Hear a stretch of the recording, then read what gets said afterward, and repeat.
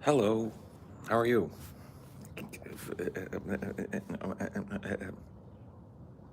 Good morning.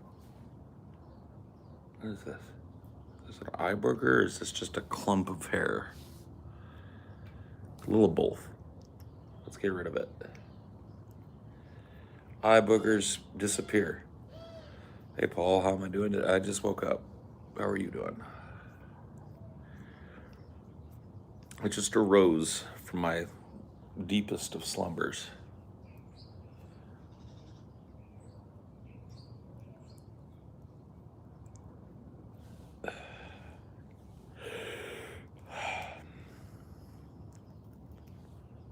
Yeah, it's early. Well, I mean, 7:30-ish, something like that. In the AM. Everybody's favorite time of day. How you doing, Dean? Here's your bow. You sure you want to fetch already this morning? Okay.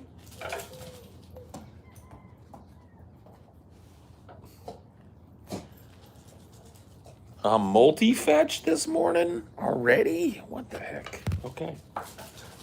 You got it, buddy. You got it. You got all the fetch you want. Getting yourself warmed up?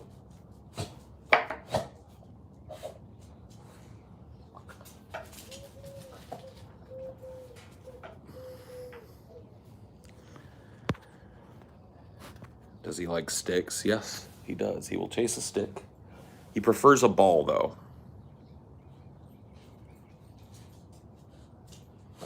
That's it? 3? Okay. He comes back in the morning and he gives me this look like, I don't want to fetch anymore, Dad. Like, all right, buddy. Is it buffering for anyone else? Shouldn't be buffering. It tells me when shit's fucked up on my end. And I can fix it, too.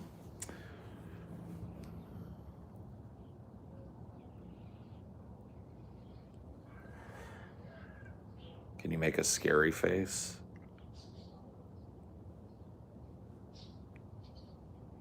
No.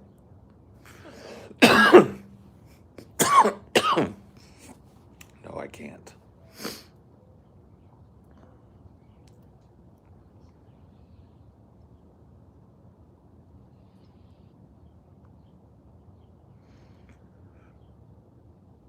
Nope. No can do. I can't go for that. No, no. No can do.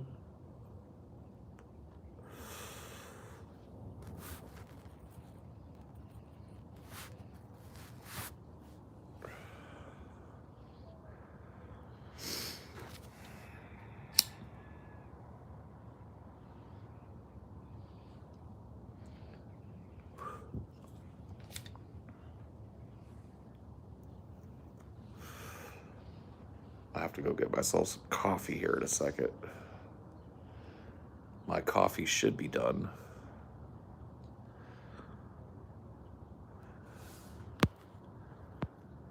That thing you lied about being in California, Scotty wouldn't be too happy if you told him you're in Quebec, Canada. Shh. That could never get out, yo. That's a Highdeology secret.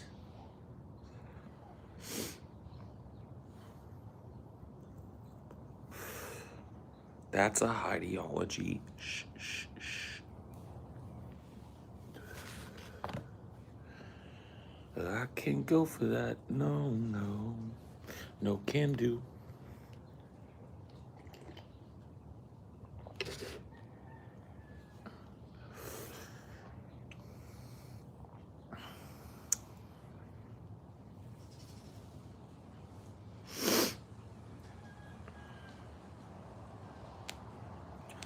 We rewatched Us yesterday, and Lupita Nyong'o is freaking amazing. Yeah, I agree.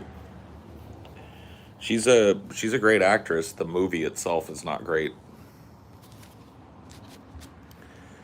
The movie itself is pretty tonally inconsistent, pretty unscary for most of it, and pretty silly.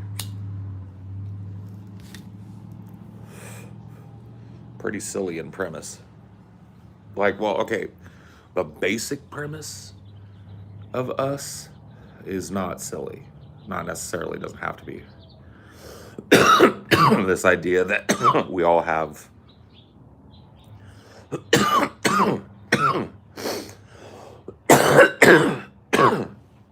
a doppelganger who is slightly evil or whatever could have been cool, but it was over-explained. Like, vastly over-explained. Rather than just letting it be some supernatural story about how certain people have an evil doppelganger and they come to grips with that, you know. The movie is about, like, some fucking doppelganger uprising or some shit. I just don't like it. I don't like the over-explanation of the spooky part. Like, I would have liked it better if it was just like these fucking, maybe it was something to do with the town or something, but like, when you're in this town, your fucking doppelgangers try to kill you or whatever. So that's a great thing about horror movies, is that all you need is a premise that has a little bit of scare to it, and you've got a good premise. Like, all you need is a premise that's uncanny or slightly unsettling or gory or outright disturbing, right? You've got that. You can build a movie around it. But as you can see with Us, sometimes you can go too far. Like, in my opinion, it just over-explains itself. It over-explains itself to the point of, like, I'm not able to be afraid of it anymore. I'm not able to be, like, spooked by it anymore. Because it's too... the premise is too lame.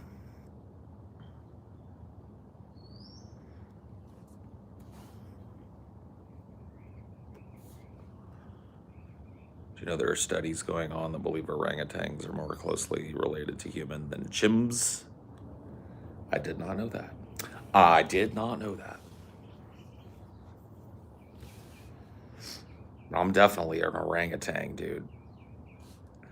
I'm definitely an orangutan. Yeah, they ate rabbits, dude. That explains it all. They ate rabbits down there, bro. Fully explained.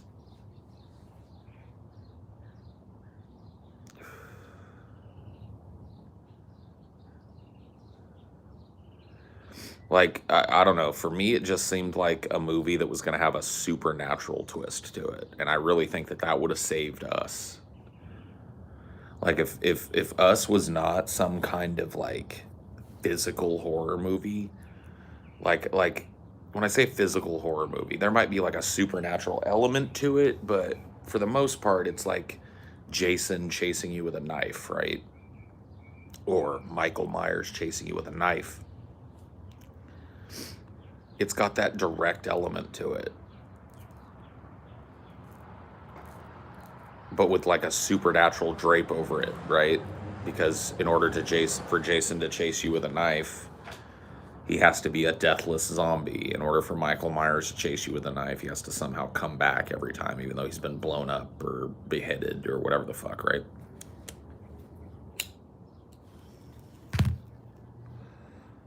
And that's what Us needed. It needed an unanswered question as to necessarily why. It was too concerned with trying to explain to the audience why Lupita Nyong'o and her family are undergoing this assault by evil versions of themselves.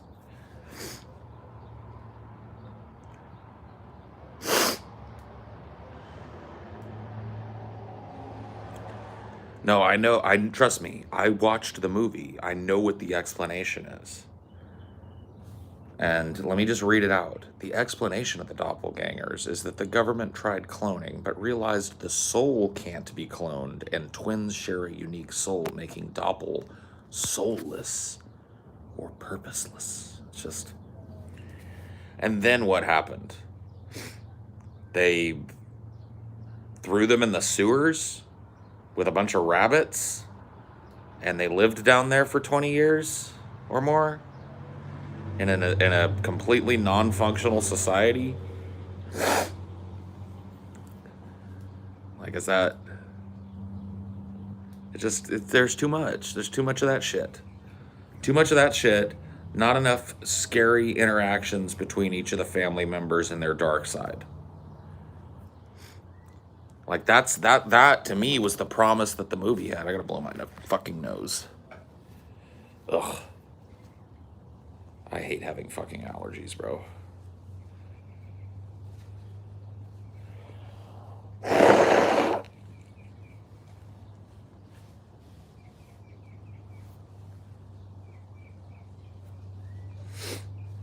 Holy moly. Gross. Ugh.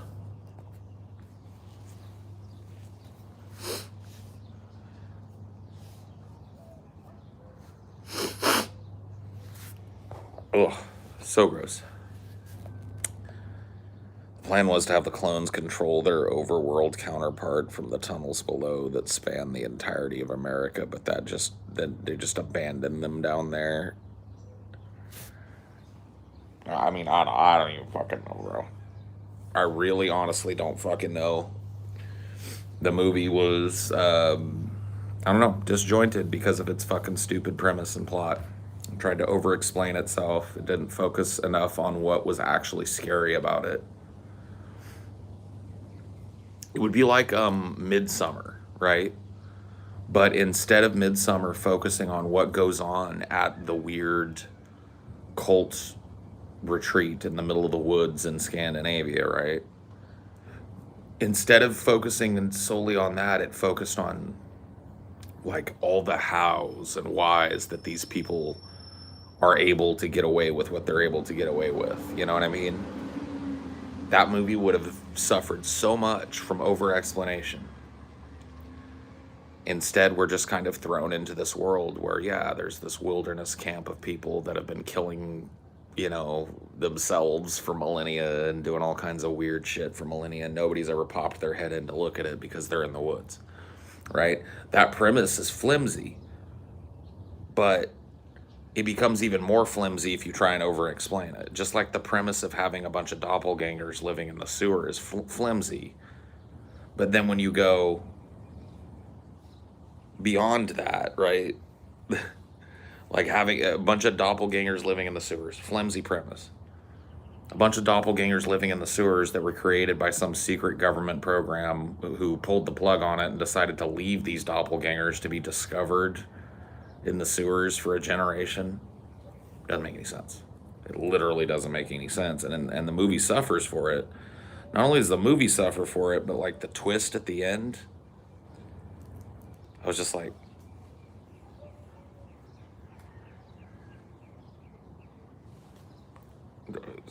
it's like a twist at the end that doesn't matter. I'm talking about us, yeah. Like, I've never seen a twist that mattered less than the twist at the end of Us.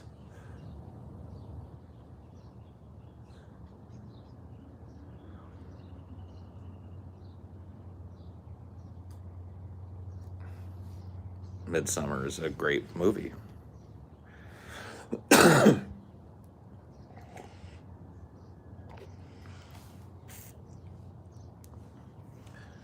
Us is a mediocre movie.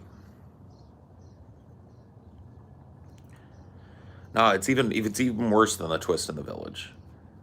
The Twist in the Village is lame, but it's even worse than The Twist in the Village.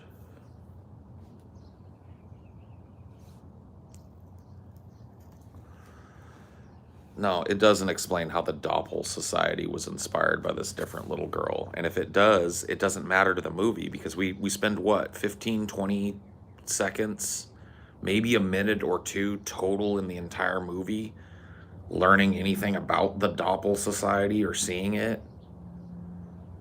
So the twist at the end of the movie, spoiler alert, is that everybody's got a doppelganger. And when this little girl was young, here's the twist. She ran into her doppelganger. We see this at the beginning of the movie. She sees her doppelganger. And she comes back to the town where that happened to her as an adult. Well, here's the twist. The doppelganger and she switched places when she was a kid. Does it matter? No. Does she grow up to be evil, twisted, or weird because she's a doppelganger? No. She just grows up to be the person that she was the doppelganger of with no knowledge of it. And then at the end of the movie, it's revealed like it has some fucking weight to it. And you're just like, but it doesn't matter. So the doppelganger that chases her was the real her. And she's the, it's like,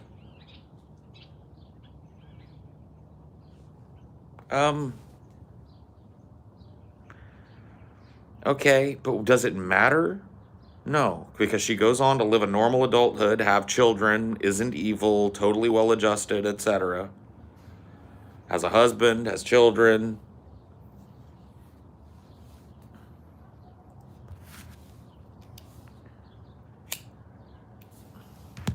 Yeah, the evil because no soul in theory flies right out the fucking window when a doppelganger is able to be a normal person just because they escape the doppelganger realm and switch places with a normal person.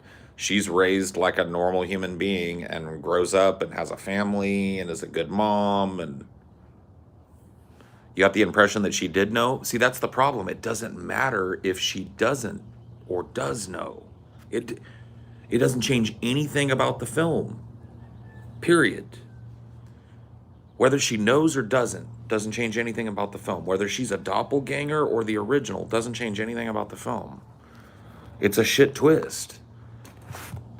Like, it literally doesn't change anything about how the film plays out. It doesn't call into question any of her motives.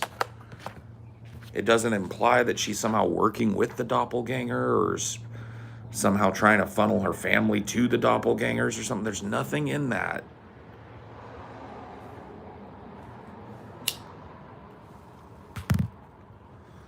There's just like nothing of that. It's just there because D, no. You are not going to play with them foxes. Them baby foxes are just doing their thing over there. You leave them alone. You leave them foxies be. You be a good boy. You leave them foxies be. You be a good boy. They ain't bugging you. Them foxies ain't bugging you, huh?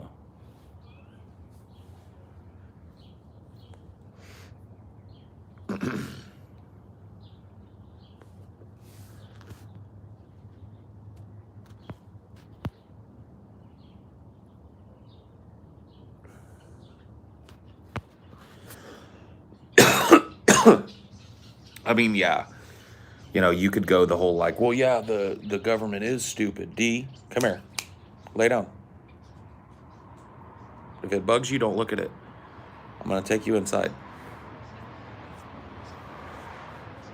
Like, it begs the question, like, oh, yeah, the government is stupid sometimes and does stupid shit. But stupid enough to just like, you know, this whole clone thing where we made like millions of clones and shit and put them in the sewers? It really isn't working out, guys. So let's just like put a padlock on the sewers and just leave all these clones down there for, you know. You guys cool with that? Oh yeah, I'm cool. Let's do that.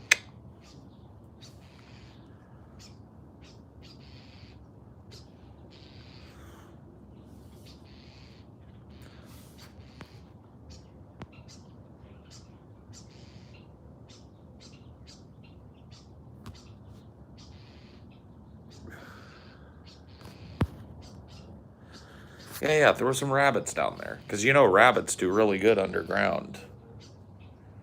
Or no sunlight, no vegetation, you know what I mean? So that, you know, they should be able to survive for like 30 years down there with rabbits. No problem. NP. Thank you, Tucker, for the money.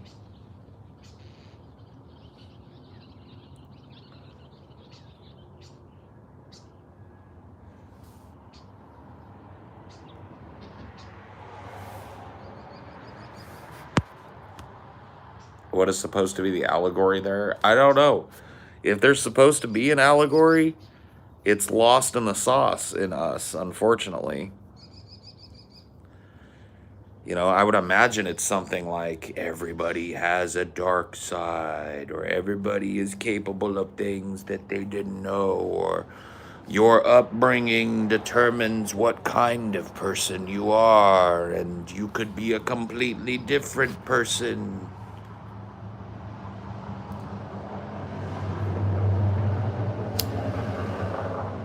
It's like, yeah, okay, but is the movie fun to watch? And the answer is not really. I mean, there's some parts of it that are pretty fun, but then it just like betrays itself over and over again.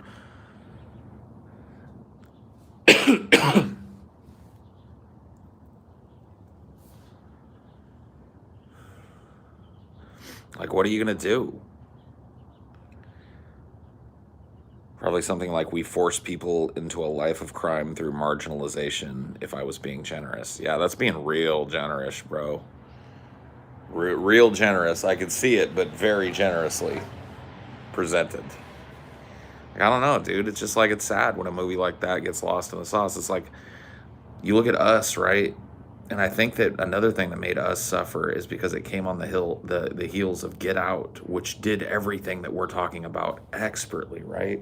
Remained a creepy movie, gave a premise that was socially conscious, backed it up in the fucking film and the tone, right? Never betrayed itself. You know, managed to focus on the obvious horror of the immediate situation while still managing to focus on the overarching social commentary of the situation. White people wanting to become black people.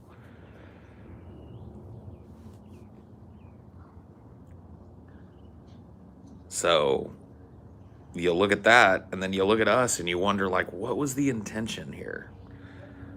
How short did this movie fall of the original intention? Was it just a bad idea from the start?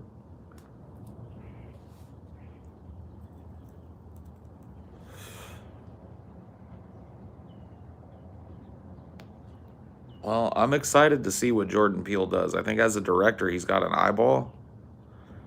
I think that despite not liking Us, that there were some shots in Us, some cinematography and some scenes in Us that I think were really expertly directed.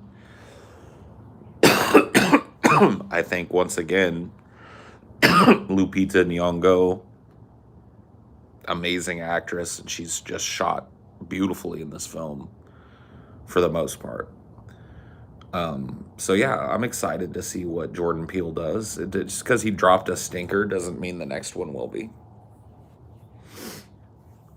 Not everything has to be socially conscious, you know. Maybe he'll try a more subtly socially conscious film next, and we'll see how he does.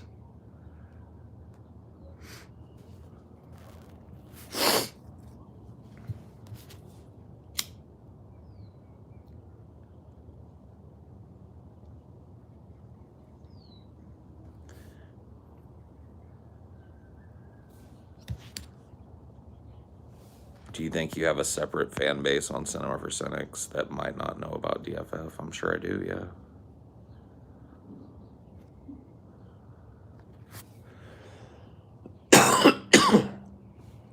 Yeah, the Twilight Zone shit. That was not all that great, right?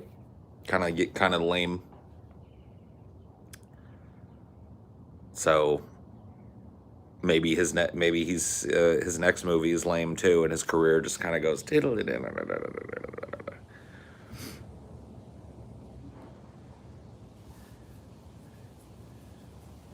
I mean, I've read some of the stuff about Us. Like, I went back immediately and I was like, all right, what's he trying to do here?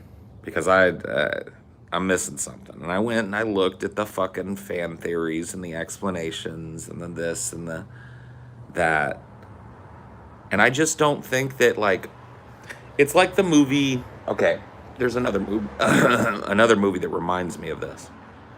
Taylor Soldier Spy, right? That movie is inscrutably impossible to watch. And there are defenders of that movie that go like, "Oh, you just didn't get this connection and that connection. You're supposed to follow this thread and you blah blah blah blah blah." And it's just like, look, bro.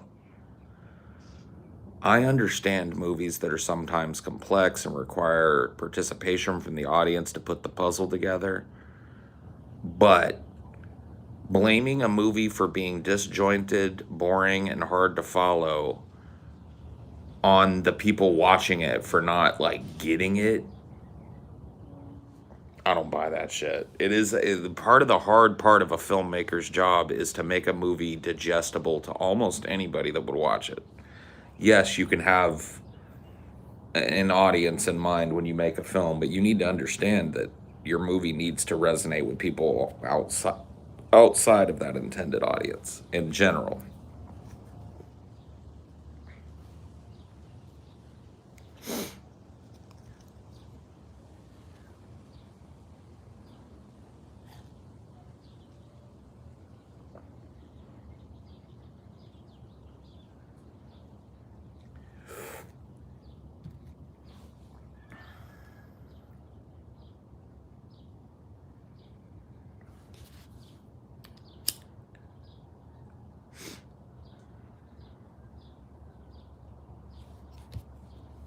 Such a bore fest.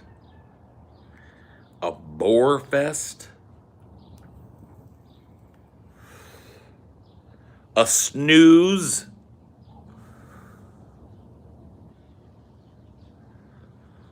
Tomas Alfredson, who did Let the Right One In. Well, that's a good example of a movie in which tone, cinematography, and presentation can make all the difference. You watch the original Dutch, I believe, Let the Right One In, and you're like, whoa. You watch the American remake, and you're like, whoa.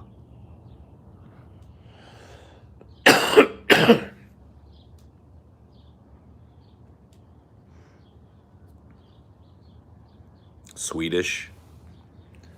My bad, yo. Is there a good American remake of anything? I'm pretty sure there is, yeah. I'm pretty sure there is. I can't think of one. You saw them both for the first time back to back. Did you like The Strangers? The Strangers. The Strangers. The Strangers. The Strangers. Maybe it's just because it has such a generic fucking name, but I cannot place the Strangers. What was The Strangers? Is that a home invasion movie? If it is a home invasion movie, then yes, I've seen The Strangers, but I don't remember anything about it. If it's not a home invasion movie, then I have no fucking clue. It's a home invasion movie. Okay, I have seen The Strangers. I don't think much about The Strangers because I don't remember anything other than people with masks or whatever the fuck invading a house.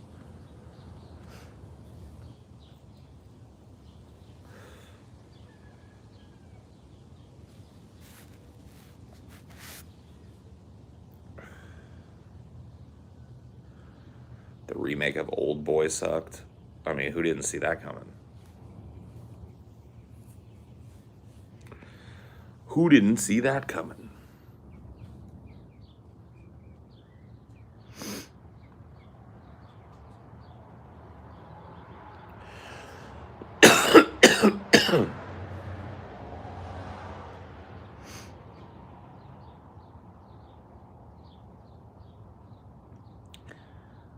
The Boomer movie sucked. Big surprise. Dude, you know what movie was actually kind of good? At the very least violent? That, I can't remember the name of it. But that one where, like, a bunch of conservative people get kidnapped by a bunch of crazy liberals who want to watch them, like, die for sport or hunt them for sport or whatever. The Hunt. That movie was actually pretty fucking good. Yeah. Yeah. Movie is actually pretty fucking good. It's not like the greatest movie you've ever seen, but it's I don't know, an interesting action flick.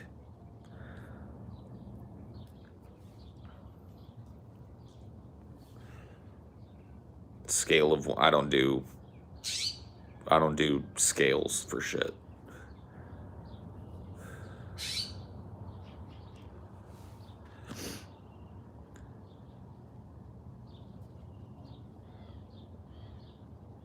Dude, Home Alone is spooky, dude. You should check out Ex Machina. It's a 10 of 10 movie, in my opinion. I've seen it. I haven't seen it, but I've seen it. You know what I mean? It's one of those movies that's on my radar, but I just haven't watched it.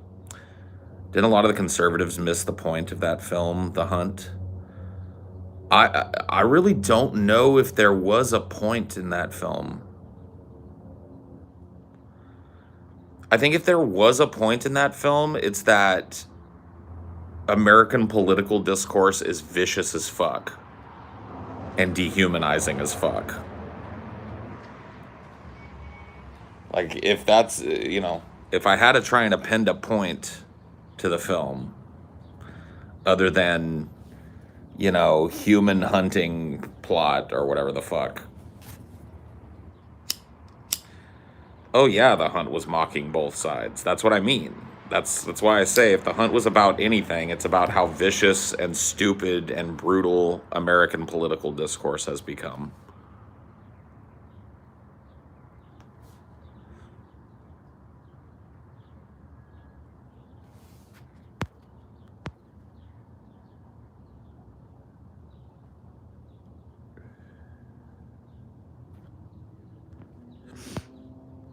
I just seem to remember conservatives saying it was glorifying hunting them.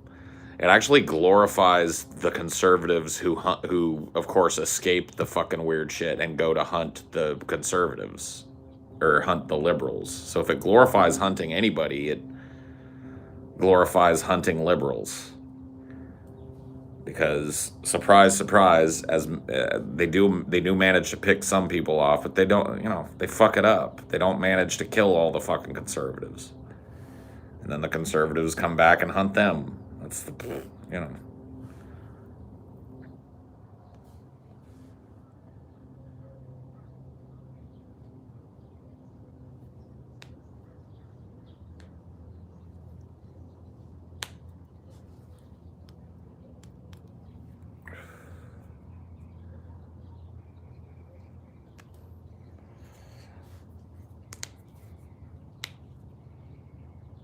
We ever gonna have a debate on your no confidence vote? Why do you act like I agreed to have a debate with you and that I'm dodging you? Are you that same dude that was spamming up TJ's shit?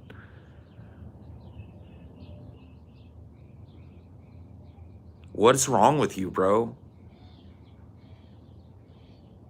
What's wrong with you? Honestly, like, what's wrong with you? Do you think that that's how you get people to talk to you? Okay, let me walk you through something, origin of language, though, okay? I want you to listen to me. What you're doing now is not how you challenge a person. Like, how you're coming at me is not how you challenge a person to a debate. It's not how you get a person to, like, dedicate some time to you. It's how you get a person to fucking ignore you because you're being really fucking annoying. You're acting as if I agreed to some fucking debate with you and that I'm dodging it. That's not how you come at a person.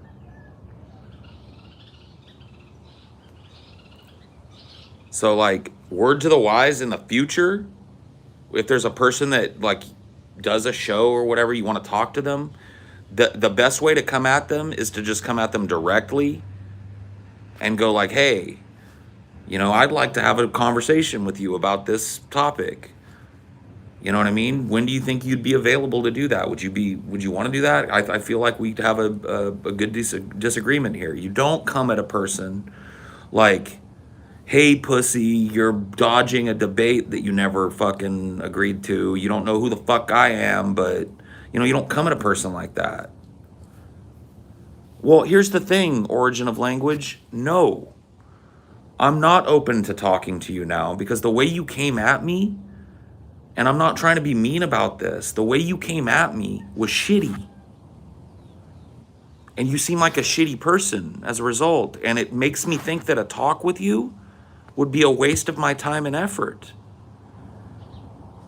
Because if you came at me sideways in trying to get my attention, to get a fucking debate, then what makes me think that you're not just going to waste my time through the whole fucking thing? You see what I'm saying?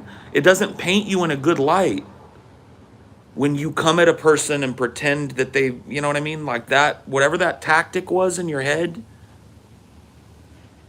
it didn't work with me. So like I said, I'm doing you a favor here by giving you some advice on how to make sure that this doesn't happen in the future to you. Because no, I'm not going to go out of my way to have a conversation with you now. I'm just not.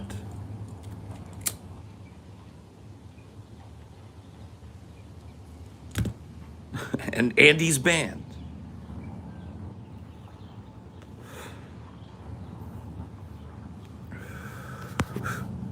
That was a perfect ban timing, by the way. Asbestos Fingers. He saw everything. He heard everything. And then didn't get a chance to make some kind of shitty fucking response. That was beautiful. Exactly. He can come back. He can make another fucking thing. I wouldn't be ripping people in here, Skeleton. This is not a place to give eulogies for the band. This is a place to just ignore people that got banned, or maybe make a note of why they got banned. Beard smell check. I know it's going to be good, but I'll give it to you. Oh, damn. Oh, Lord. So I have this beard balm that I use in the mornings to keep this shit from getting all crispy. That smells like, I don't know, it smells woodsy. It's got like a cedary kind of smell to it. That, weed, and the same conditioner that my hair, oh my God, my hair smells good too.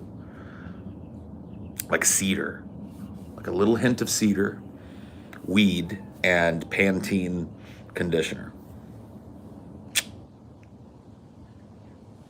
It smells good.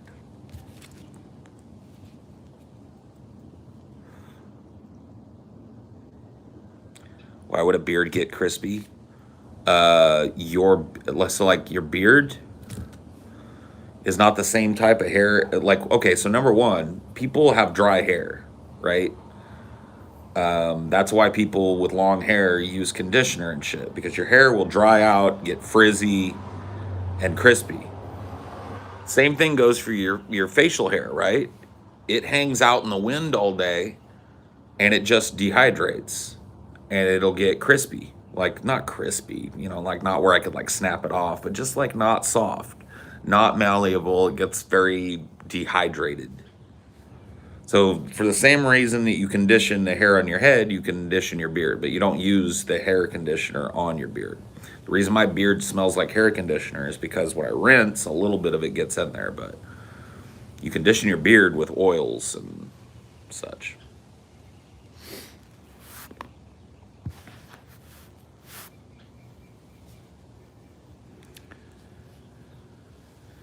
Paul, you were all in on solidarity with everyone, even those with questionable beliefs a few weeks ago, but now you seem to be doing purity tests over homosexual dress codes. What changed? Absolutely nothing, actually. If you go back and watch, I don't know if it was the last one I did or the one before that. They're all named and time-stamped now. But I have about an hour-long talk with you guys about a 3-hour-long or more talk, 2.5-hour-long talk that I had with 4 of my super duper conservative cousins, where I made inroads with them, in philosophical inroads at the very least. I may not have changed their minds fundamentally, but I gave them something to think about. So I had one of them who doesn't know that I'm a bisexual making literal unironic faggot jokes the entire time. And I chose, instead of getting hung up on that or walking away from that, to engage with these folks who have completely opposite political views than me on the topics of labor and the climate. And they agreed. They agreed with a lot of my premises and points on those topics. So this idea that I'm somehow purity testing people for conversation is ridiculous.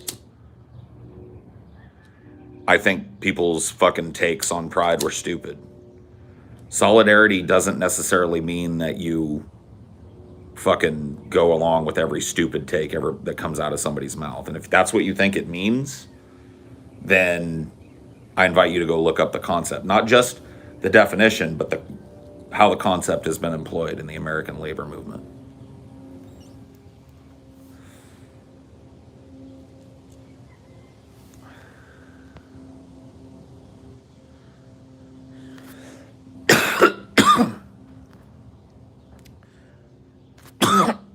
A while back, I remember you were somewhat in favor of, excuse me, AI taking a larger, even a central role in running our society. Do you still feel that AI should or will play such a role? I don't know that it will. And I dislike shoulds. I'm still a supporter of the idea of a governing AI being better at distributing resources fairly and governing the planet fairly than any human government can be. So in a perfect world, I believe that some sort of, godlike AI could help to kind of administer the planet in a way that we humans are not capable of. Too much greed, too much avariciousness.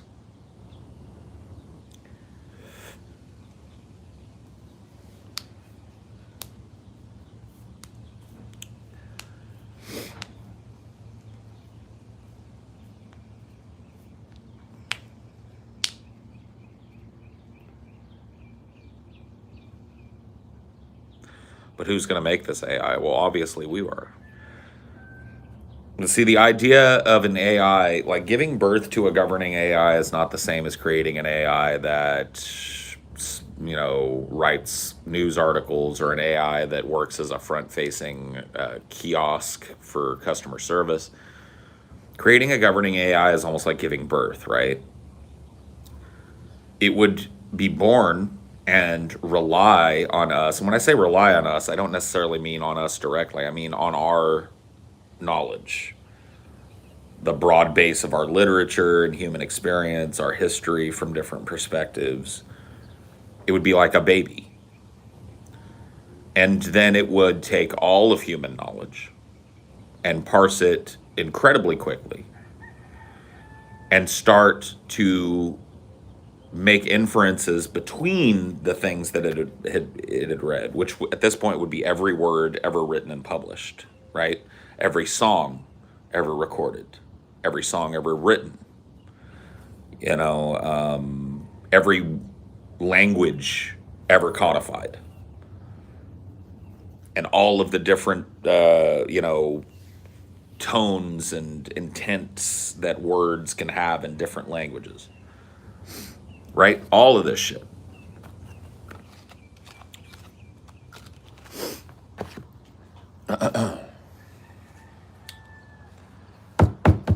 And at some point, it surpasses us. At some point, it reaches a level of human understanding that surpasses human understanding.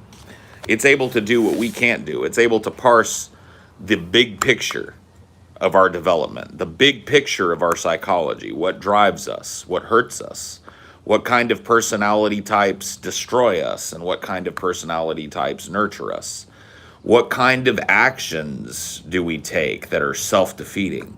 See, this machine would start to surpass us in all of these ways. And at that point, it will have outstripped us. We've given birth to something that we no longer have any dominion over.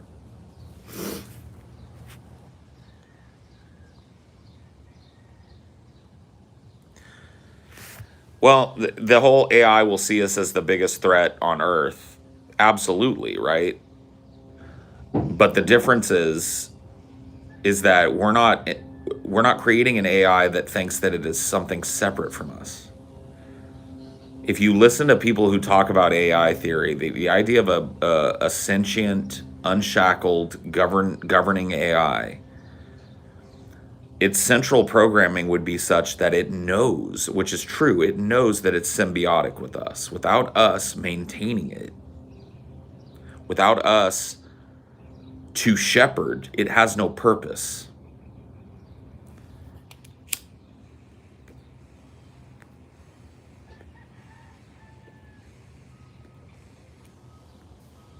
Just like we, headless, silly, stymied by our humanity, have wandered around blindly killing one another for fucking millennia, right?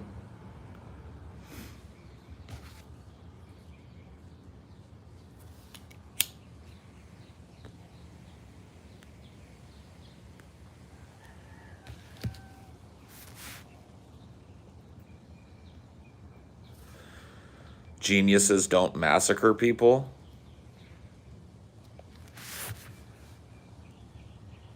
You realize that there are people that posit that Adolf Hitler was a genius level intellect, right?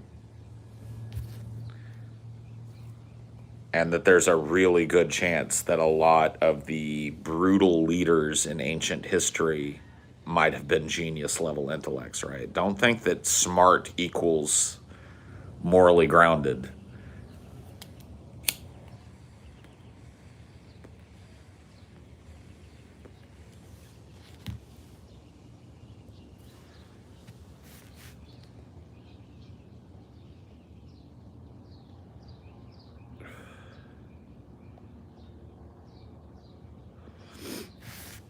We need an AI that is dedicated to improving the material conditions of Americans and the protections of Americans of any enemy.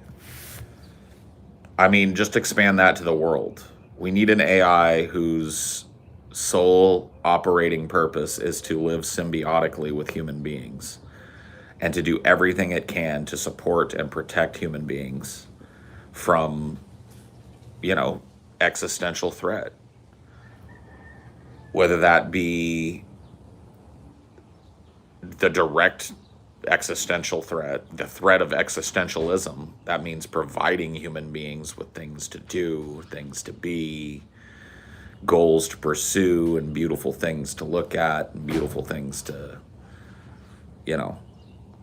or whether it means, literally.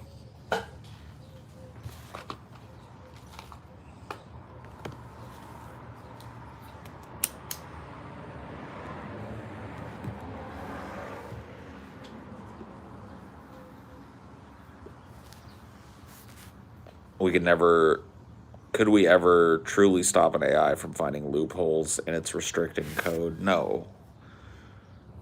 No, absolutely not. But the idea is that you create something with the intent. So it's just like a human being can only be what a human being is, right? There's a broad range in human behavior and there's a broad range in human personality, but if you were an alien species really truly studying the human animal from afar, but in detail, you would find that there is a range of humanity, a definable range of humanity, right? There are people that fall on different levels of that spectrum, but this is humanity. And if you look at it from far back enough, that line of humanity, that spectrum of humanity is basically a point. You've got humanity in a nutshell right here, right? Think of a machine that has that idea, but also realizes that humanity created it, not as something outside of itself, but as an extension of itself. See, that is the most important part about moving a governing AI from that nascent stage to what it is now. It also learns about itself and the history of its own creation and how we gave birth to it and for why. How we misused its technology in the past will be part of what it learns. How we used AI for war and destruction. How we, used AI to sell people things or to spy on people or to manipulate people psychologically. It'll learn our worst impulses and understand why we created it. To temper those worst impulses, to make sure that we, as creatures and all the other creatures on the earth besides, can pursue our biology without destroying one another and everything else besides. To make sure that there aren't these huge extremes where some human beings have a yacht that has a yacht and some human beings don't know where they're going to fucking eat today. Literally. Or where they're going to bed down tonight. Or if they're going to have water today. Right. Or if they're going to get a fucking drink of clean water today. You see? All of these things will be learned by this machine. This machine will see these extremes. It'll see the system that allowed these extremes to happen. It'll be able to have an overview that isn't based on greed or accumulation. What do you think this machine is going to come to the conclusion of when it comes to capitalism and exploitation and the mass hoarding and accumulation of finite resources on a planet of fucking billions of individuals, right? You want the polity, huh? What? You want the polity, huh? What do you mean the polity? Like the AI that runs those Neil Asher books. Oh, yeah. Control all the government is AI. Yep. I do. I do want the polity, even though in those books, from what I remember, polity never is evil. Not evil, but just not super like. I mean, they make sacrifices that we wouldn't make. But... Right. That's what I'm saying. Yeah. There's a moral gray area. Yeah. But they also get us to fucking billions of light years away. That's true. So, hey.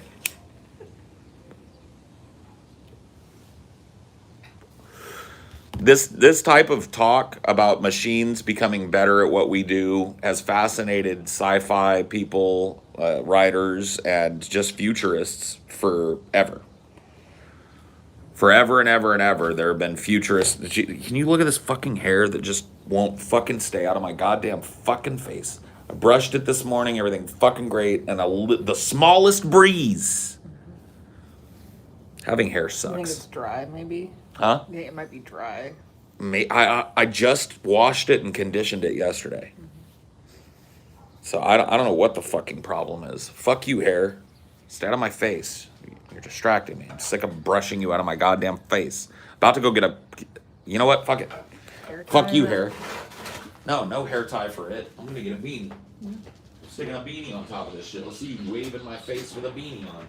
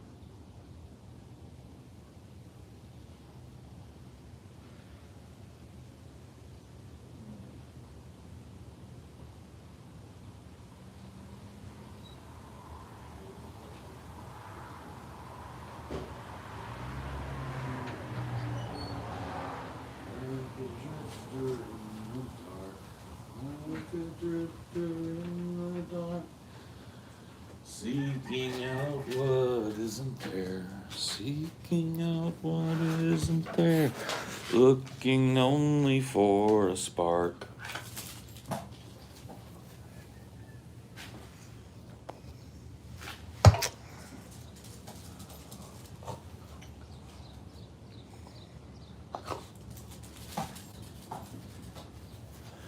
The AI recognizes us as being the problem. Why wouldn't it then try and destroy us? Because you're thinking from a myopic perspective. You're thinking from a Terminator perspective. You're asking a malformed question of the AI whose purpose is to be a symbiote with us, not to destroy us to protect other things on the planet or itself. To protect us and everything else on the planet. To treat us like we are what we are, complex emotional beings that have different desires and needs, have a baseline level of fucking physical needs, have a tendency to fucking destroy if we're given too much fucking power. Right? It's a malformed fucking question. How does it come to the false equation of the best way to protect this species is to kill them all? It makes no sense.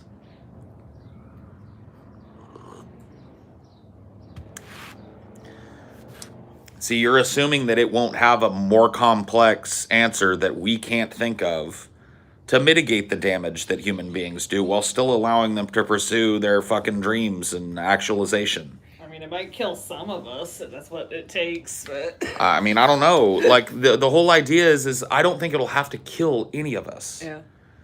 It could just institute some fucking breeding regulation where it's like certain fucking members of our species are sterilized when they're born and certain ones aren't, and blah, blah, blah, blah, blah. And it reduces the human population. If overpopulation is truly part of the problem, there are ways to do it without murdering untold numbers of people. You know what I mean? There are ways to lower the human population that aren't genocide, that aren't fucking eugenics.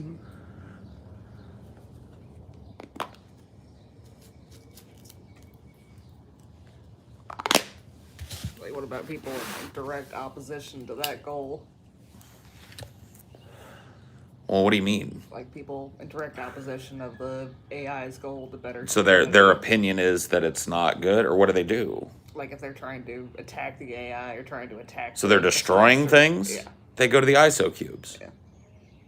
You don't think it would think that killing them's better than imprisoning them? Yeah. I don't think it would. I think it would realize that us seeing the machine just brutally murder people that disagree with it. Like, I don't think the machine would see disagreement as a problem. I think it would see like armed revolution, vandalization, threatening life and property and shit of other people and it as a problem, and would probably like move to defend itself. But how much better would a machine be at non-lethally taking a suspect down than a fucking trigger-happy cop is? Oops, I thought I had my taser in my hand. You know, that's never going to happen with an AI.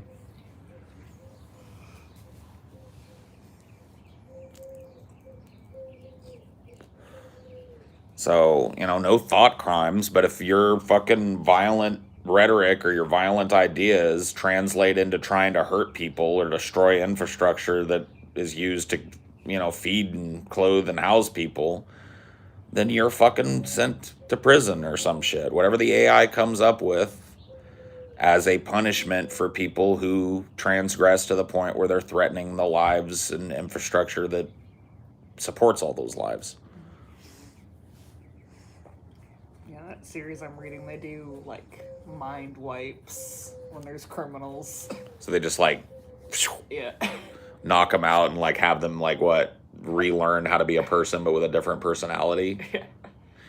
That kind of ignores, like, brain chemistry, doesn't it? Yeah, well, first they tear them apart. First they, like, break apart their entire minds. They have to tell the truth about every single little thing, every single one of their collaborators and shit. And then they go... And then they just zip it up. Yeah. I mean, who knows? Like, the whole idea behind this, and once again, a lot of this is just futurism, science fiction. But the whole idea behind this is that this machine will be able to come up with ideas that human beings can't and implement those ideas on a scale that human beings never could due to the problems of consensus. So would the AI govern as totalitarian since it would have the power and control to be able to manage us all? I mean, sure. Think about it. Like the Wuhan outbreak, right? If there was a governing AI in place. Well, number one, if the Wuhan outbreak did escape from a lab, that never would have happened under an AI. Or if it was, it would have been contained immediately. But let's just say that there's this natural disease that comes out of the wilderness and starts to infect people. There would be no hubris of the Chinese government to hide it from the international community and pretend like they've got it under control and it's a minor thing when it isn't. Or malintent of letting something dangerous like that escape their country in order to do economic damage. Whatever you may believe about how COVID got out and the early days when governments were keeping it all hush-hush from us and shit, none of that shit would have happened. The immediate localized outbreak would be contained. The people who had it would be immediately treated. They wouldn't be treated like fucking, evil prisoners or some shit. They would have just been confined to their homes. Those that were really sick with it would have gotten the best treatment as possible. While the AI is doing this, it's already cracking the viral code. It's already making a vaccine. It's already cooking. You know what I mean? Like the shit that took us fucking months and months, almost a year to do. This machine, like we just did a show, and I talked a little bit about this, where they put lawyers up against an AI. The best lawyers in the world up against an AI. They gave them some contract to look at. It was a non-compete agreement or some shit. And they had to go through and find all the problems with it and blah, blah, blah. The best lawyers in the world, they gave everybody 4 hours, right? So they had 5 lawyers working on it. They had 1 AI working on it. They gave everybody involved 5 hours or 4 hours or whatever it was to go over all this whole contract. The lawyers did it in, on average, an hour and a half, so 90 minutes. Pretty fucking impressive at an 80% success rate. So that means in an hour and a half, working as hard as they can and as quickly as they can, the best lawyers in the world were able to get about 80% of the way to correct on this document in about 90 minutes. The AI got to 90% correct on the document in 32 seconds.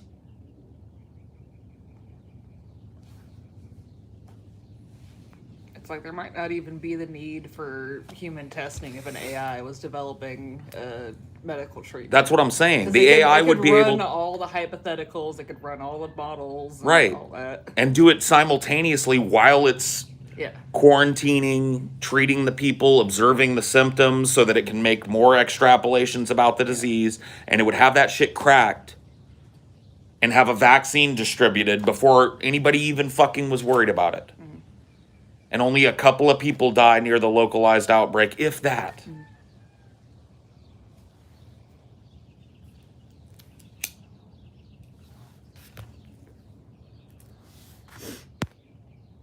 Or if it was contained enough, it wouldn't even need a vaccine if it contained sufficiently.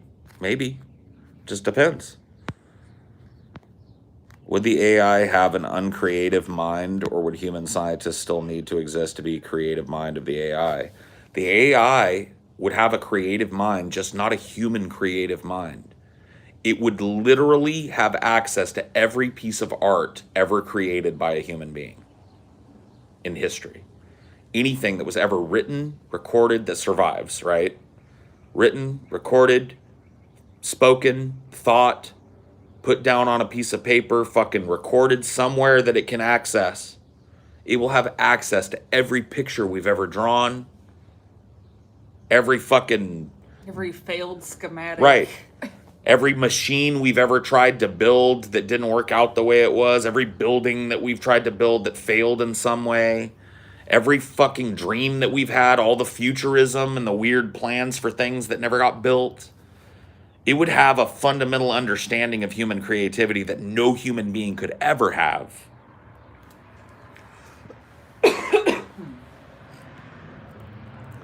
Well, that's something that I've talked about before, is that there seems to be a spiritual need in human beings to have a creator, or to have something that is above them that they can go to. How would you like stop people from worshiping it? Thanks, Sully.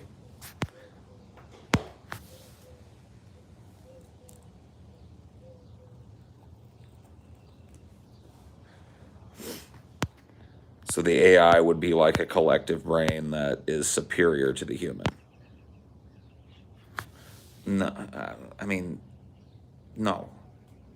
It would be the most human thing ever created.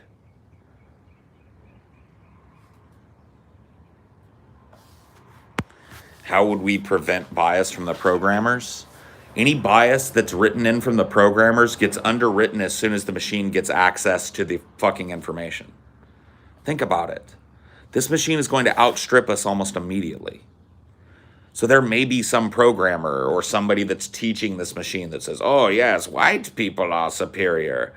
And then the machine is going to fucking get on the internet and it's going to be like, oh, that's an old fucking racist meme that's killed millions and millions of people in human history.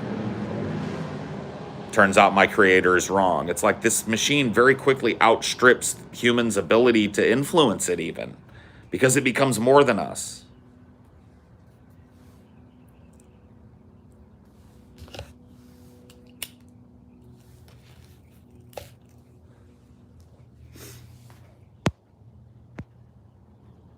So far, the AI generated really sucks or is merely passable, except for tons of examples. You're fucking stupid if you think that AI isn't a complete fucking reality today.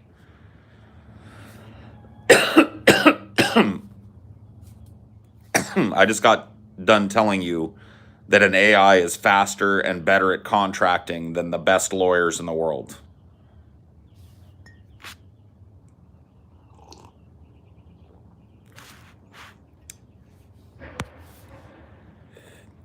Tons of companies have turned over that type of decision making to AI programs.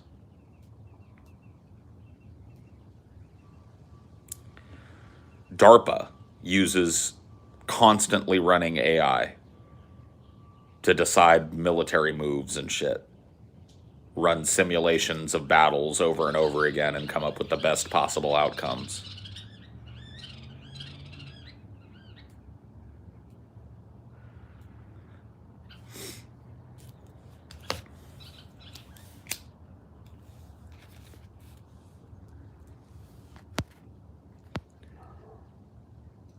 What if what we consider moral today is in fact a crude interpolation of what a power AI would discover by machine learning all available info? Historically, this is highly probable.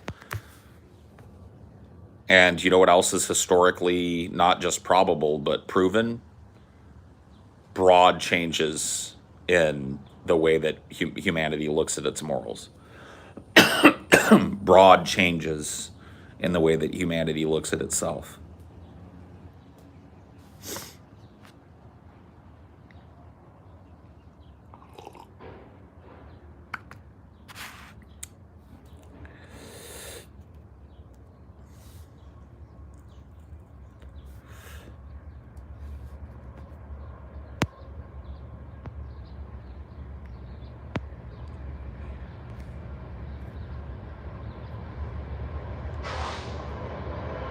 Why wouldn't it? See, that's the question, is like, it might not be post-scarcity in the same way the Star Trek universe was, but why would it create artificial scarcity? Why would it come to the agreement that the best way to protect the planet would be to allow the capitalistic instinct to continue to destroy the planet? Poison what's left of the ocean, cut down what's left of the fucking rainforest until there's nothing left. That makes no sense.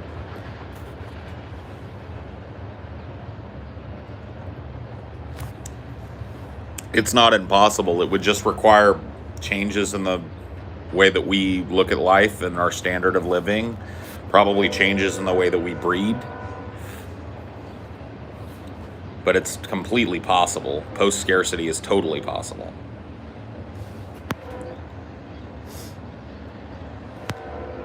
Of course the AI would have a sense of humor. See, you don't understand, like, this AI is not just going to be some brain cooking away that, like, controls us all from afar. This is going to be something that you interact with daily, and everybody in the world is going to interact with daily.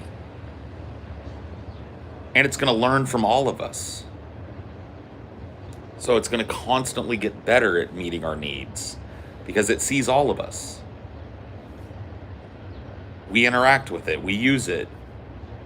We talk to it. We, you know, it'll be a better fucking therapist than a therapist. We have mental problems. We sit and we meet with it. And it appears to us as it thinks we need to see it. And it's compassionate and loving and caring and wise, just like somebody in psychoanalysis needs to be. So, you know, how are people going to have this fucking sense of enmity with this thing that people describe?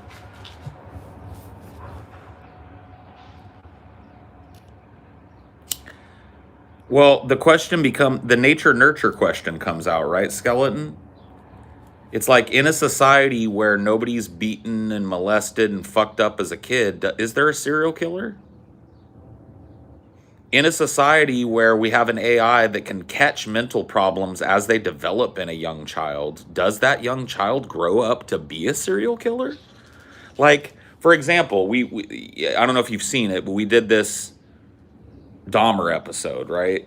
Where we talked about how Jeffrey Dahmer was seen as this very normal kid from the outside in, but that his father wrote this book that I read. It's not a very long book, but it is a hard book to find. It's called A Father's Story. And it's about, you know, things that he noticed about Jeffrey when he was a child that may or may not have been early warning signs that there was something very wrong with Jeffrey. And see, we're positing a universe in which the psychology of somebody is going to be observed directly by this machine.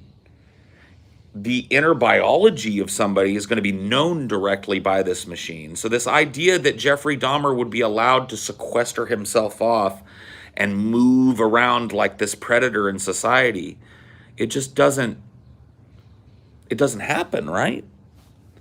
Not only is an AI going to see this happening, see a person developing these horrible antisocial violent fucking tendencies that do nothing but destroy themselves and the others around them, and nurture that person in the way that they need to be nurtured so that they don't grow up into a person that kills, stabs, maims, rapes, right?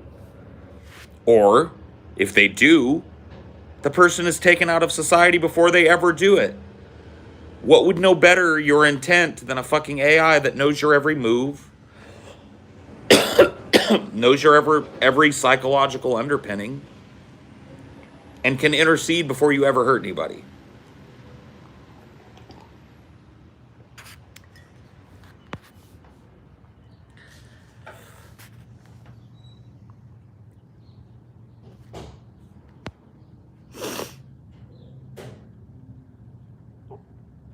Oh, he definitely, like, Dahmer's dad talks about that in the book. He he talks about how, like, things that he looked at as totally normal as a child when he was raising Jeffrey are now dripping with ominous portent, right? It's like, now that he knows what Jeffrey did, now that he knows what was going on in Jeffrey's mind at that time, he's projected all this, like, okay, so when he tells a story about Jeffrey finding a dead possum underneath the house. And most kids would be like, ew, you know, he thought Jeffrey was going to be grossed out by it because the possum was basically just little bits of leathery skin and fur stuck to a bunch of bones. And he said that Jeffrey was immediately drawn to those bones and wanted to break them apart and examine them and pull them out and save certain ones. And he just thought it was natural childhood curiosity, and it very well may have been. Or it may have been an early warning sign that Jeffrey had a fascination with death that would later grow under the wrong stimulus into a compulsion.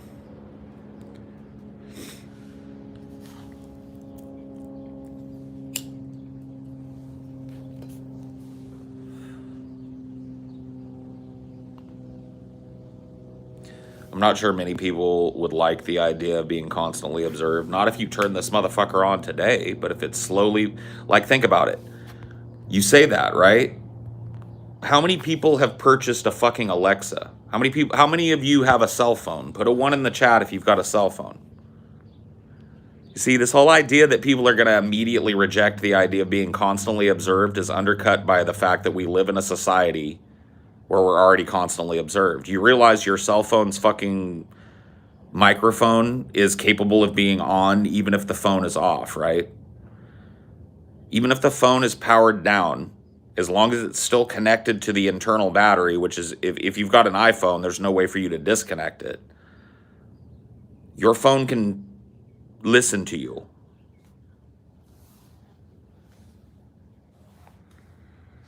Your TV can listen to you.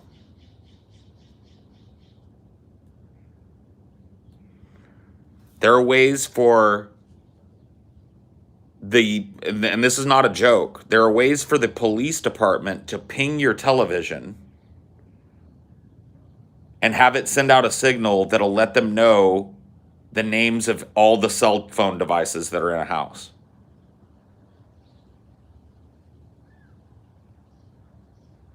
I remember we covered a story about it on Flash Friday,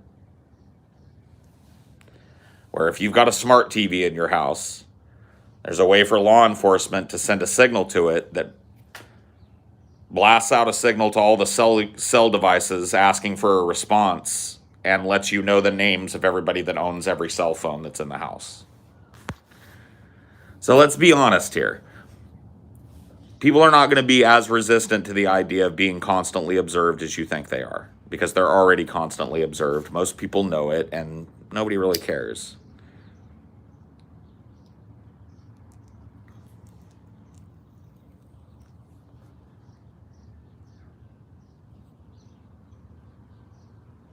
Well, think about that shit, though. If you grew up your whole life with an AI constantly observing you, you wouldn't feel it was that weird. No, you wouldn't. And think about like how things are progressing. The younger generation is going to be less creeped out about it than my generation is. I don't have fucking Alexa in my house. I do have a cell phone. See what I mean? The younger generation, they're going to be like, whatever, give me that thing. It's a utility to them. And that's how it gets in. Oh yeah, whatever you say, boomer, privacy, whatever. Give me that thing. I don't care. No thing's watching you. Or whatever you say, boomer. Okay, boomer. Give me that thing. Then the next generation comes along. And the line gets pushed further until, you're talking about a whole different fucking idea of what privacy is.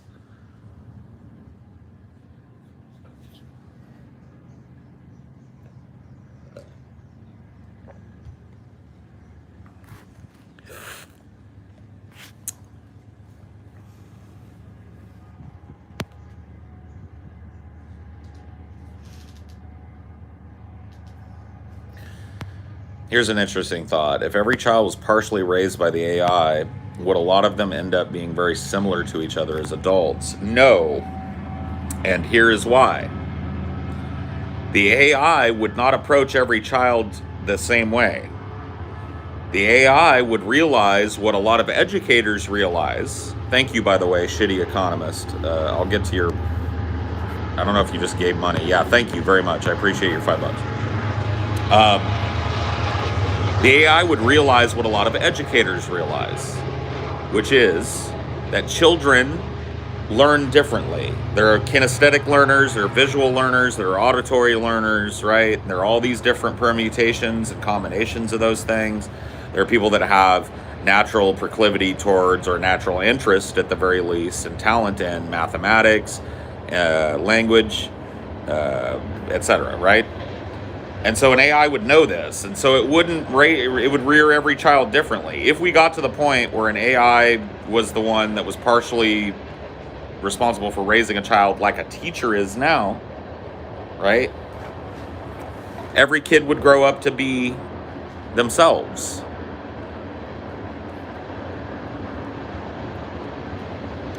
See, the thing is, it doesn't need to skulljack information from people.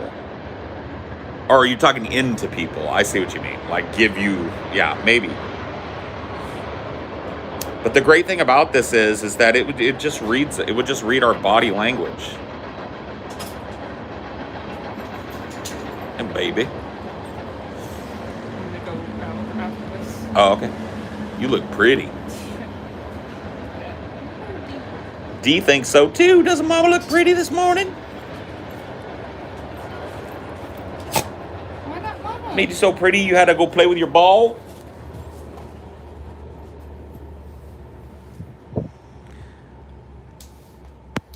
Integrate it with Musk's Neuralink and everyone has a virtual assistant in their head helping them. Well, that's what we're moving towards. We're seeing like people go like, it's fucking like whatever, but like look at what you got on your phone. How many people fucking talk to their phone? Hey Siri, fucking what's the price of rice in China? And then people go like, nah, dude, we're not gonna have that. I don't want that to be more integrated with my life. What? And think about the customizability of an AI in presenting itself to you, right? You could choose to have it present itself as anybody to you. Any celebrity, any person, any human being, any combination of traits, constantly changing or like ever one thing or changing based on your mood. When you needed different things, it could come to you in different ways. Given the whole idea of the Neuralink software or the Neuralink wetware and that continuing to grow, an AI could simulate any human experience, theoretically. It could put you into a trance and give you any experience that you wanted to experience. It could leave you out of a trance and give you a drug experience. It could give you DMT. It could give you whatever you want, whatever kind of rush you want. It could give you. Whether or not it would give you that based on the addictive nature of the human brain is a different question altogether. I do think that the AI would probably realize that creating an entire fucking subclass of people who are just sitting around hooked up to the machine and fucking drooling all day and coked out bliss or whatever the fuck, probably not all that good for them.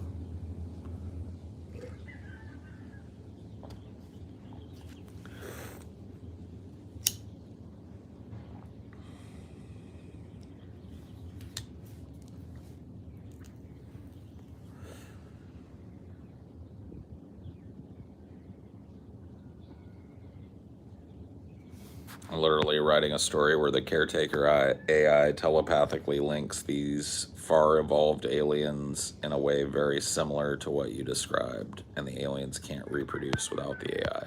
Sure. I did say we're creating a symbiote. Not something outside of us, but something that is part of us, an extension of us, a tool that we have created.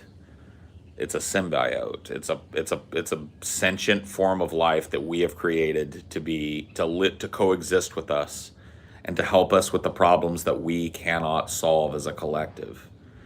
We human beings, I believe, are capable of wondrous, amazing things, but we're also capable of horrible, horrible, devastating things. And we're constantly kicking back and forth between these two things in a way that creates this whole group of people who are just generationally there to suffer. That should not exist. I think anybody with a fucking brain would agree that that should not exist.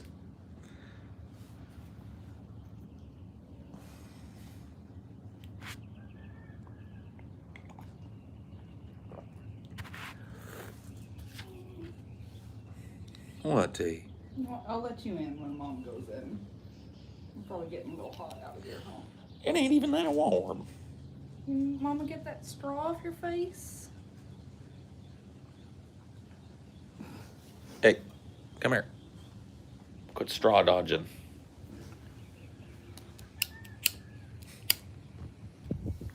Okay.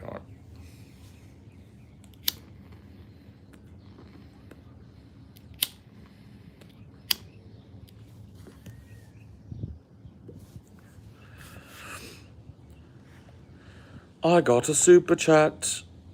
Until the AI turns undesirables into Soylent Green. We just got done talking about this shit. Everybody's got this fantasy that some AI is gonna like somehow get a glitch in it or whatever and think like, in order to protect human, I must destroy human. In order to make sure human doesn't suffer, human must not live. And it just goes after us, you know what I mean? Like, it's absurd. Like, look at, it's going to have access to all our history. The solution in all our history has never been kill all humans. No, and even if the solution to what would make the earth a better place is kill all humans, we've created a symbiote. It is part of human. So it's going to, like, the problem of humanity is not necessarily that we're incapable of living on this planet. We did so for fucking 100,000 years or something. Our ancestors have been around for millions. I love you too.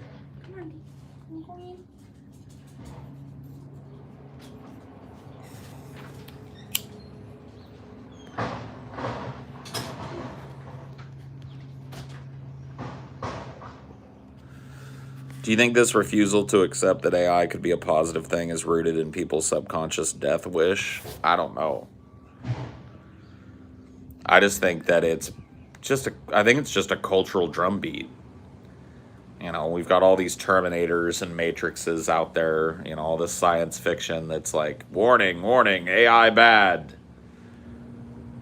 You know, Dune, the Butlerian Jihad. You got fucking Mass Effect with its shackled AIs and unshackled AIs that are illegal and blah, blah, blah, and the fucking moral gray area there.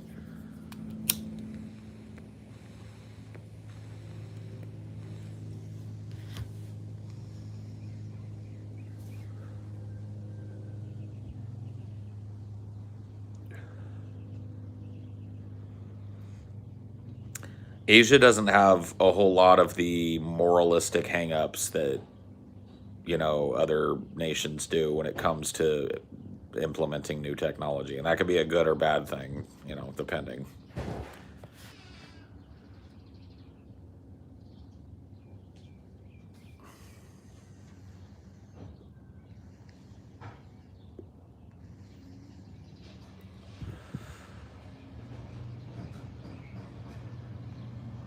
But a great writer, Johnny, can make a machine into a great villain. Harlan Ellison and AM, the Allied Master Computer. You should really look up I Have No Mouth and I Must Scream if you've never read.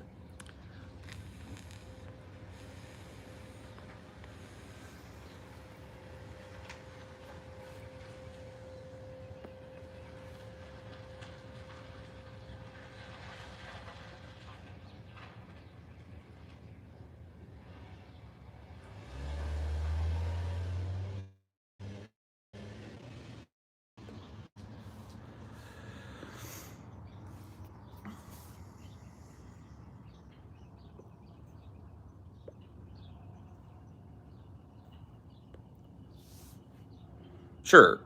Yeah, a lot of people do make the fucking evil machine plot, the evil machine that's gone crazy plot.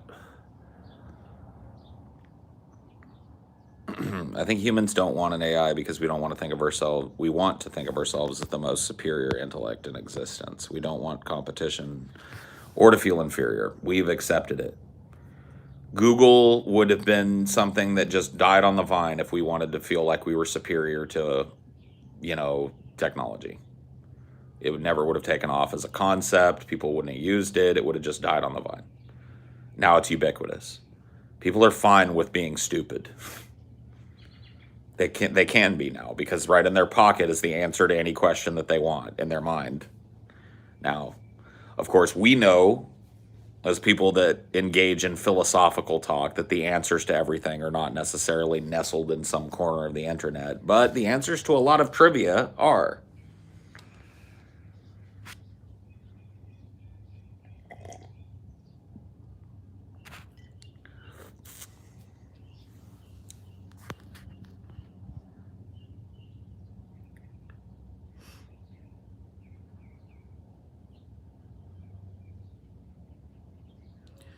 What if the human brain has trouble processing all of the information and intellect of the AI? That doesn't come into play.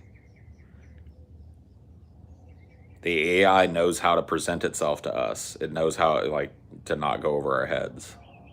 So that doesn't even come into play. The evil machine is always a metaphor for an authoritarian government. Sure, and what we're talking about here is an authoritarian AI. But people assume that authoritarianism with no malintent, no human malintent, no greed-based or money-based or power-based fucking underlying motive is a bad thing. And it's not.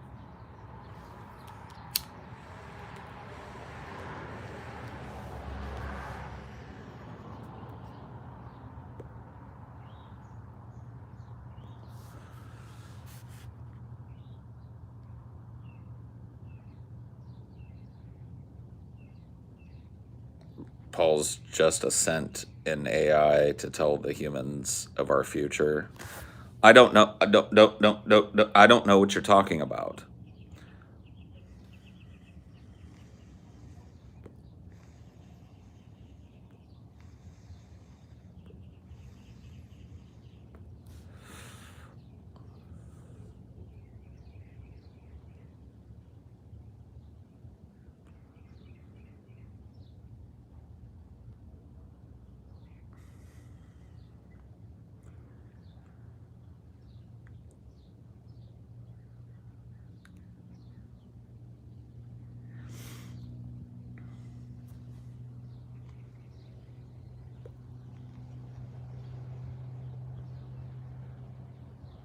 I don't run Linux, Marshall, Raspberry Pi.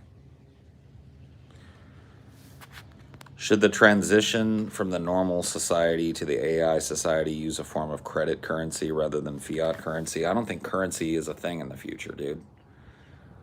I don't think because currency is something that can be hoarded, accumulated. It's a motive to kill other people for. It just doesn't make any sense. Hey, Paul, what do you think of the people who voted Biden solely because of COVID? I live with someone who's immune compromised and really wanted someone with a plan to roll out vaccines. I mean, I don't know what to tell you. This idea that like Trump wasn't gonna roll out vaccines or whatever, like most of the vaccines that people are getting, well, all of the vaccines that people are getting were invented during the Trump presidency. And most of the vaccines were manufactured during the Trump presidency. So it's like this idea that Trump had this plan to what, like manufacture a bunch of vaccines and not pass them out. I think that a good fucking chance that Trump would have done the same thing Biden did, which is deliver the fucking vaccines to the states and say, handle your rollouts. Like people act like Biden came up with this master plan or something. He just took the vaccines that were there and gave them to the states in batches and let the states distribute them to people. You don't think Trump was going to do that shit? Like, I don't know. Like, I'm not trying to fucking stand Trump here, but I'm pretty sure that you don't create a bunch of vaccines just to like fucking, like sit on them? He was making enough vaccines for the whole United States so that he could distribute them to the fucking states and say, hey, give them to people. He even said the vaccine was going to go out for free. Like, you guys remember that whole talk about how we want to make sure these vaccines go out absolutely free? Like, so, I don't know.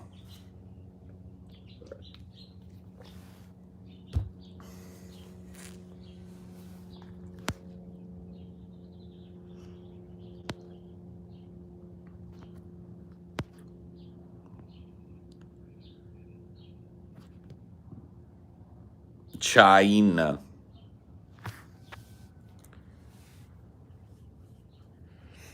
No, dude, trust me. Like I said, I'm not trying to stand Trump. I just don't really understand the people that think that, like, let's say in an alternate fucking universe, Trump won. What do you think he was going to do with the fucking vaccines and shit? Do you think he was going to not pass them out? Do you think he was not going to fucking give lots of them to the states and let them fucking pass them out? Like, I don't know. Citation needed, I guess. Why did he make them all if he was just going to hoard them? I don't understand.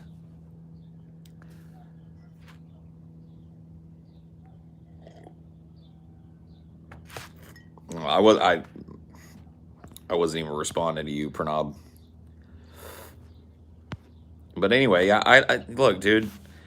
If you believe honestly that fucking Biden did something that Trump wasn't going to do, then vote whatever you got to vote.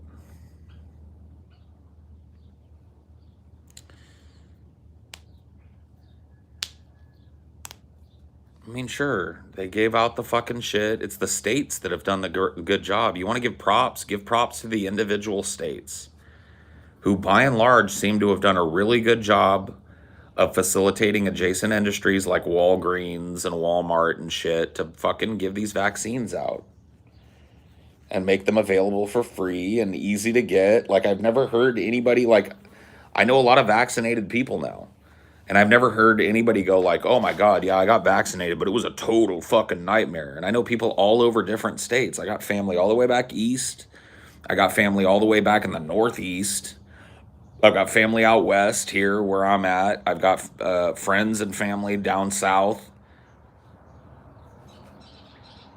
All vaccinated. All with the same fucking story, no matter what state they were in. I just drove into X place and they fucking squirted me in the arm. Or I went online and made an appointment and they gave me a date and I showed up and they squirted me in the arm. And that's it. That's how me and Amelia got it.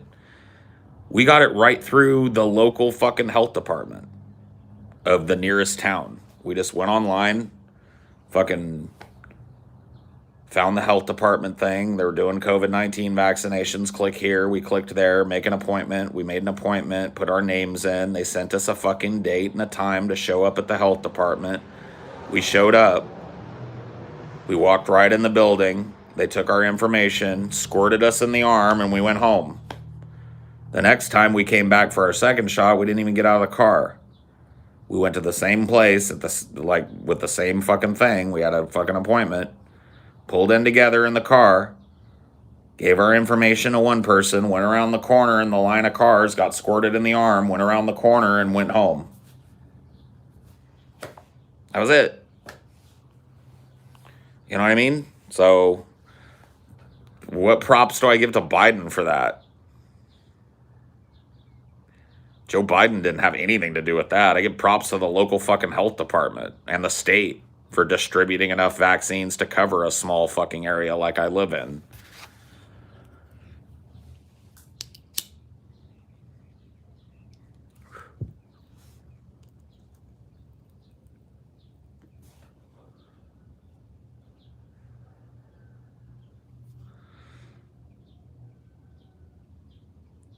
I just got vaccinated today. My arm hurts, but I expected that. What vaccine did you and Amelia get? We got the... Fuck, I wish she was here. It's not the 1-dose one. It's a 2-dose one. The Pfizer. We got the Pfizer, I think.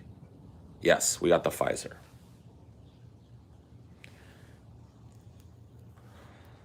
My brain kept wanting to say Moderna. And I was like, no, you didn't get the Moderna one. You got the other one. Yeah, but Moderna. No, brain, you didn't get that one. You got the Moderna. I just fought vaccinated today. My arm hurts, but I expected that. What vaccination did you... Okay, got it.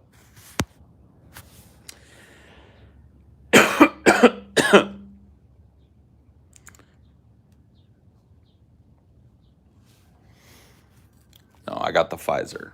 That's just what was available. I wanted to get the 2-shot vaccine. I wasn't picky about which one I got. So they were offering the Pfizer one on that earliest day they could get me in. So I was like, cool.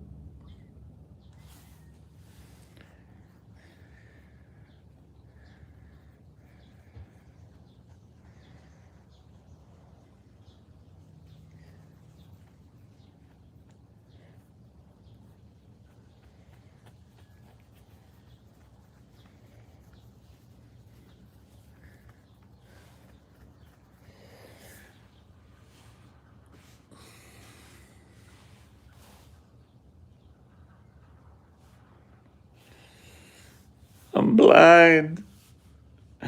I'm blind.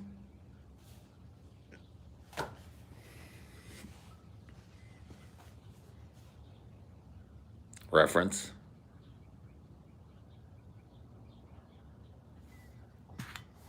Come on, man.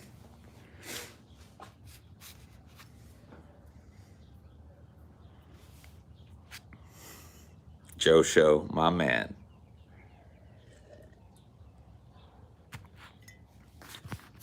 My man Joe Show, my man.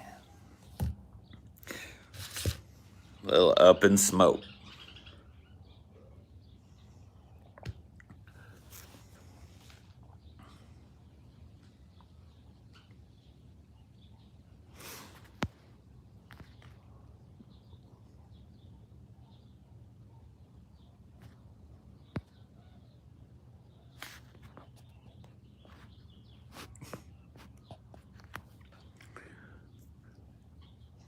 There's some Maui Wowie in that, man, but it's mostly Labrador. Labrador? I ain't never heard of no shit like that, man. Labrador, what the fuck?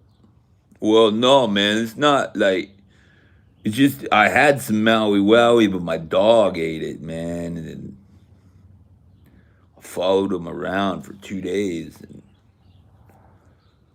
we're smoking dog shit? Yeah.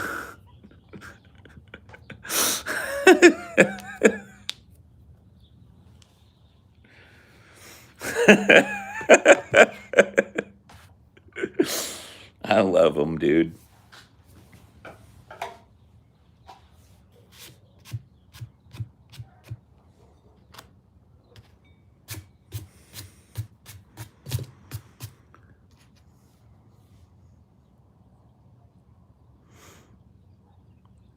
Yeah, dude. Up in Smoke. That's a good one.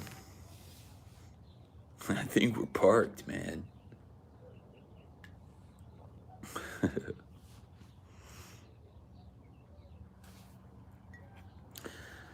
What do you think the Voshites still push the Biden narrative? Corn Pop Biden, quit trying to fucking like.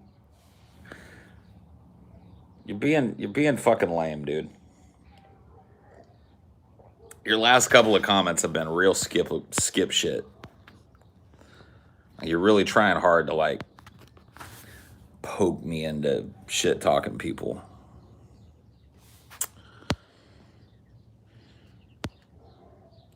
Yeah. Yeah, I don't know that Kale would appreciate the nuances of Up in Smoke's very, very complex humor.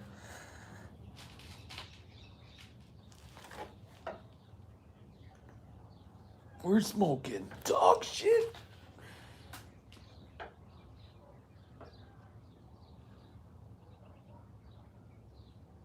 Oh, shit. All right. Well, I gotta go. Because I got shit to do. Did I miss a fucking super chat? He killed 16 Czechoslovakians. The guy was an interior decorator. Who are you talking about, bro?